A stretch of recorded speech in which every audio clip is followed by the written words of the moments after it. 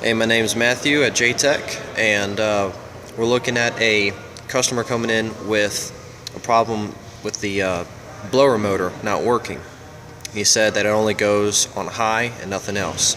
So we brought it in, and I'm going to show you the steps in which we did to check, see if it's working or not.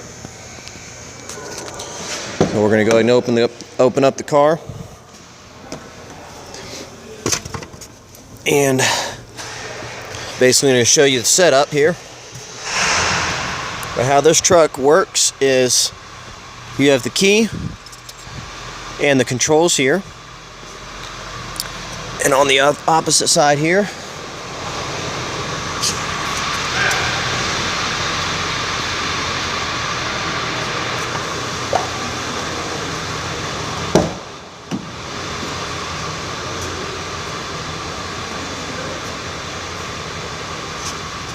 you got the fuses all right here.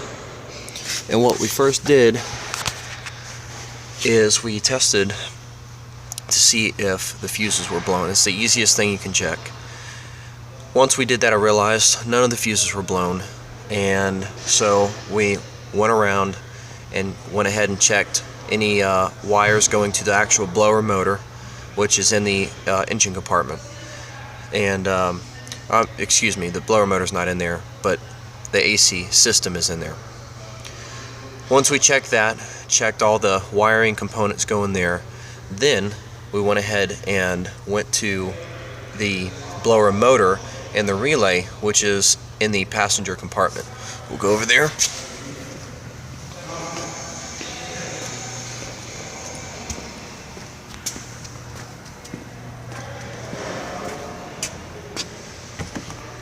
Now, in some vehicles, it usually is going to be under here, which is where the condenser is and the blower motor.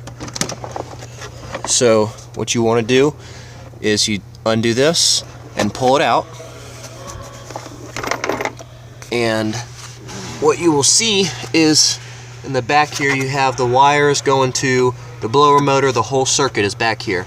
I don't know if you're able to see this, but right here on my finger is the wire that is snipped, and I guess something cut it up in here, but that's what caused the blower motor is going to the relay, and that's why it would only go on one volume, which is high. So there you go. That was pretty much it. And for school purposes, once we fixed it, found the problem, connected, make sure it worked, we had to disconnect it for the other people. So that's what we did for that. Now, it also had some other problems. That was one of them. Put the glove compartment back. Alright, so the other problem was that the control module, or I should say, the customer said that the motor to the window and all wouldn't work. All the motors didn't work. Didn't know what was going on. So first thing, of course, like always, check your fuses. Make sure that your fuse is going to that system. It's not blown, which here again it was not. What we did find out though is, going through extensive research in the wiring diagram and where it ran, we found that behind the control module for here, basically there's a wire that goes from this side, the driver's side, to the passenger side, and the wire going to both was cut, or decayed, I should say. And so that was causing the motors not to work.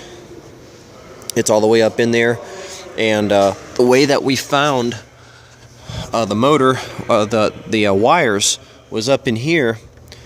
It said that it was yellow and orange were the colors of the wires going to that.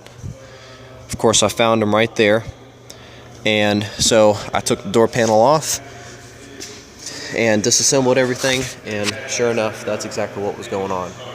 So that was the other issue. The last issue is that the headlights weren't working. So ultimately, you want to check with headlights. Usually if they're not working, tends to be the bulb went out or something like that.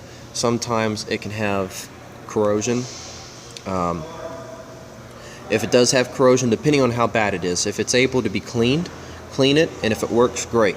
If it does not, then that pigtail needs to be replaced. We checked though, and all the headlight components were fine when it comes to where they plug in. So backtracked, and the switch we tested for power, it was working, and we realized that it was actually the fuse that was blown. That was an easy fix. So that was basically it for the wiring for the lights. Alright, and the last problem that we had was the fuel pump. The fuel pump here is underneath the bed, directly beneath. See if I can get on the ground and show you. Get stuff out of my pockets.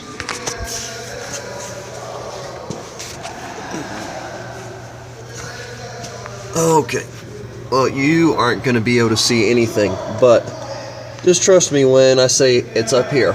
You have to take the bed off, and in order to do that, first of all, of course, you're going to have to undo all the bolts connecting the bed to the frame. Once you do that, then you have to unplug all of your fuel lines or anything that's connecting to the bed or ran by it. Once you do that, then you also have to disconnect anything to do electrically to the tail lights and the pigtail for the for towing. Yeah, pretty much any of that stuff. Unplug it all, but keep track of course, where you're plugging it up to. Then you're going to have to get a crane or something like that, or a bunch of people to help you raise it up. Raise it up and get it out. You can either do it that way, which I recommend doing. Doing that, if you have the facility, is a lot easier than trying to drop the fuel